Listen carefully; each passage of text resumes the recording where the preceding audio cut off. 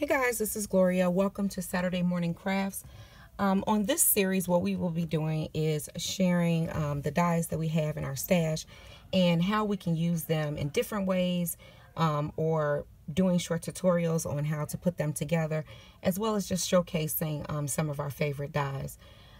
Link down below will be the other ladies' channels. Please go over and subscribe to all the ladies and leave comments on their videos as well. There will be giveaways being done throughout the channels and throughout the series, so stay tuned. If you haven't done so already, just click the bell down below so that you're notified of when we upload new videos. These videos will be featured every second Saturday of the month, and they will be up by 10 a.m. guys. So if you have a chance to, just go over and check out all the channels. Make sure that you subscribe so that you don't miss a video. So this week, what I am doing is I am going to showcase this Sizzix die. And this die is called Box Make It 3D. And this is a Sizzix die by Alina. The number on here is 659875. And I will be linking the dies that I use down in the description box below. So this particular die has a box, which is this one right here, and it just cuts out this box. There's not a top to it, it's just the bottom portion. It also cuts out this piece here as well as this piece, and these two pieces are used to make any flat image a 3D image. So any die that you may have, whether it's a physical die that you have to run through a manual die cutting machine, or whether it is a die that you cut from your Cricut or your Cameo, you could actually make that a 3D image. So I'll show you guys what this particular piece looks like, because this is the piece that I used. So this is the piece right here. And as you can see, it does have score marks on it, and it does cut. And this one, you could actually cut this to any length that you need. So in my case, I cut this about 4 different times, and I believe I used 3.5 of these little strips.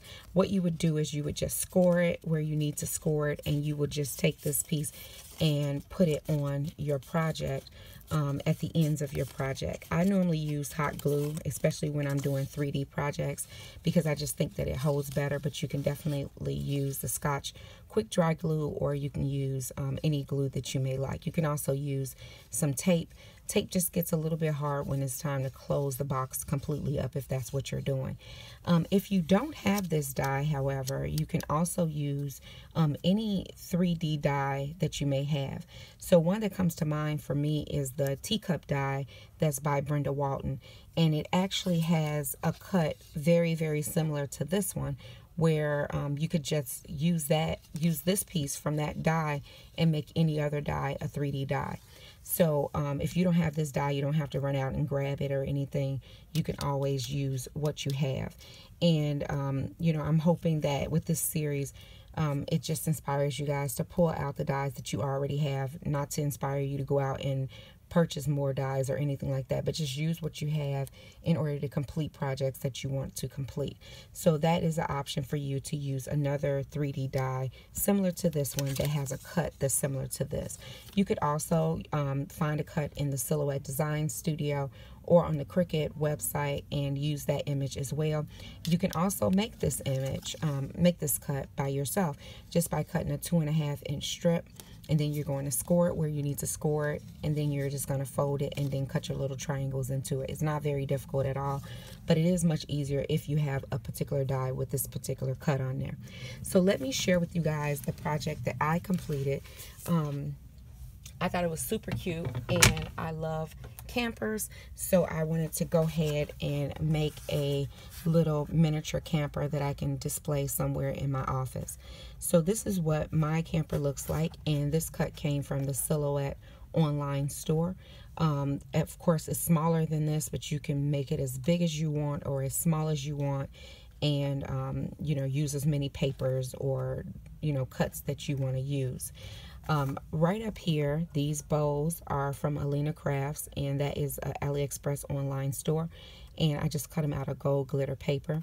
This banner right here was cut using my Silhouette Cameo, and I just glued that on top. I just thought it was a really cute addition to this particular project. All of the other pieces except this bow piece actually come in the cut, and I will link that down below. The bow is a separate cut that comes from the Silhouette Online Studio, but if you have any other bow cut, you can definitely use that on there. On the little door handle, I did put a sequin, and those sequin came from Hobby Lobby. And then on top of there, I put one of those really pretty pink pearl blings, I guess, from Michaels, and it's just really cute on there. This paper I printed off on my computer, as well as this paper back here, and this is just some paper out of my stash.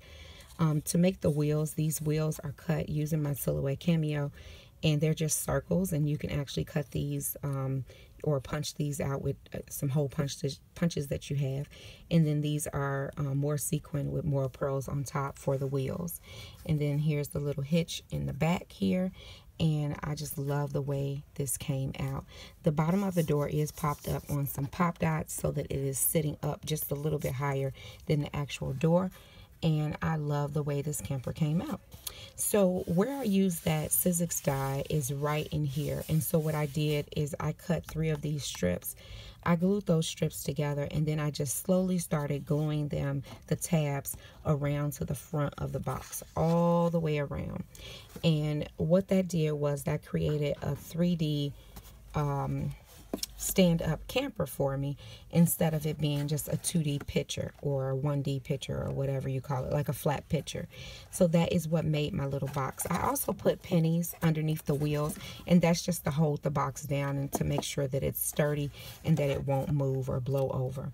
So that is about it. That is what I did for my project for this month. Remember to go and subscribe to all the ladies that are in this series, and come back every second Saturday of the month and see what else we come up with. I had a lot of fun creating this, and I hope that you guys like it as well. All right, guys, that is about it. As always, if you have any questions or comments, leave them down below, and I'll get back with you as soon as I possibly can. Take care, guys. Bye.